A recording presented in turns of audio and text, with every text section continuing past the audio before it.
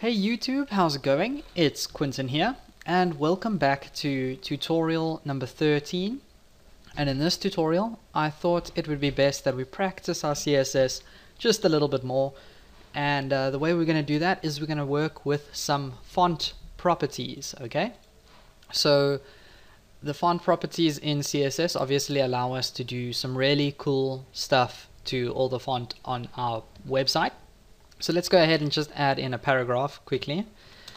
So we'll just write something silly like the quick red fox jumped over the lazy brown dog's back. And I managed to type that without any typos. Can you believe it? Okay, and that's actually a sentence that uses every single letter in the alphabet. Funny enough. Okay, cool. So now we've got this sentence over here. Let's see if we can actually edit it a little bit with some CSS styling. Okay, so if we run this in Firefox now, you can see it gets printed out quite default. This is Times New Roman font, I think. So I mean, it's not interesting. And imagine every single website you went to was always using Times New Roman and it was always this size. Obviously, doesn't look very appealing. So let's try and change that, okay? So what we're going to do now is just select this paragraph by its element name. So remember, we use a selector in CSS just to select the element that we want to style, okay? Then we're going to put in those curly braces, and inside here we use our properties and values, okay? So one of the font properties that we can change is the font family, okay? And the font family is basically what kind of font you're using. So like I said, by default it's Times New Roman, okay, but we can change this. So let's just change it to something like Arial. And you have to spell this right, unfortunately. Okay, Arial.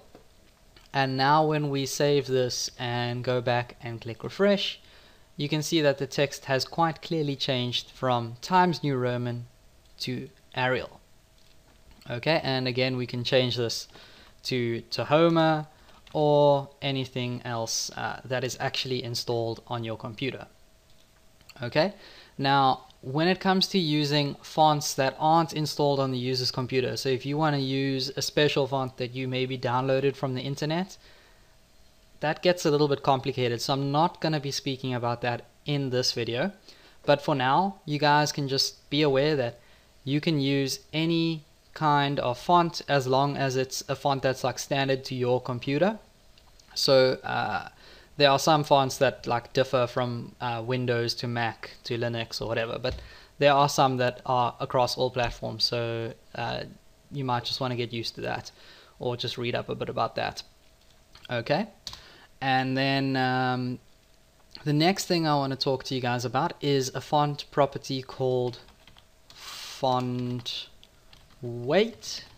Okay, and the font weight is basically whether your text should be bold or not bold. So if you type in bold here, then you'll get bolded text. Otherwise, if you type in normal, then your text should be normal. So let's go ahead and actually just save that as bold again quickly. There we go. Okay, save this, come back here, click refresh, and as you can see, font weight bold makes our text bold. Now, we don't only have to use bold or normal.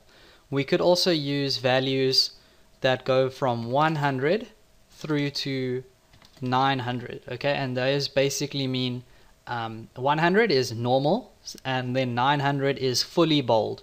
But if you go ahead and put in something like 500, then that is only half as bold, if that makes sense. It's not fully bold, it's just half as bold as it should have been. Not that we can actually see a difference here, because when I click refresh, well, it changes slightly. So just be aware of that. If you want to be able to change like your text to be bold but not as bold, you can use those numbers as well. but let's just go ahead and put that back as bold. Then the next thing I want to talk to you guys about is the font style property. So font minus style, and this is basically if you want your text to be italicized or not. So if you go ahead and you type in italic, then it'll turn everything into italics.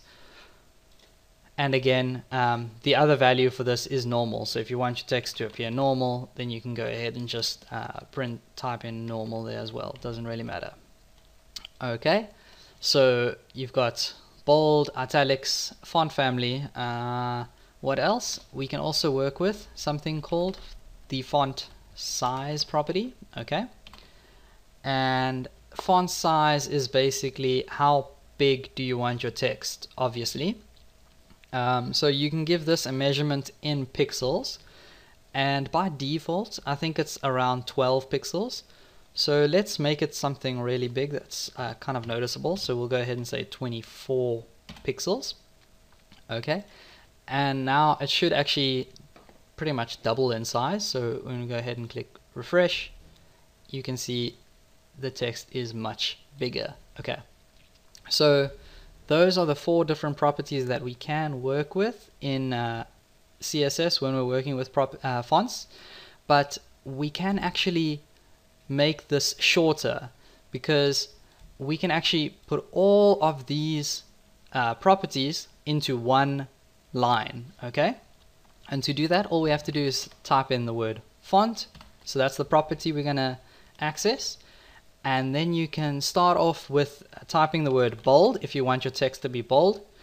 If you don't want your text to be bolded, then you can actually leave this stage out. We can also type in italics if we want it to be in italics. But if we don't need italics, then we can also leave that section out. And then the last 2 are the size. So let's say 14 pixels. And then the last one is the font family. So let's go ahead and say Tahoma. And now we should get all of this printed out. But now we've changed all 4 of those properties in one line. So that's one really cool CSS trick. You can just go ahead and do it all in one line, just like that. Okay, so that's actually all I have for you guys in this video. Don't forget to subscribe. Please feel free to leave a comment, like, or share the video. It's really going to help my channel grow, and I'll see you guys in the next one.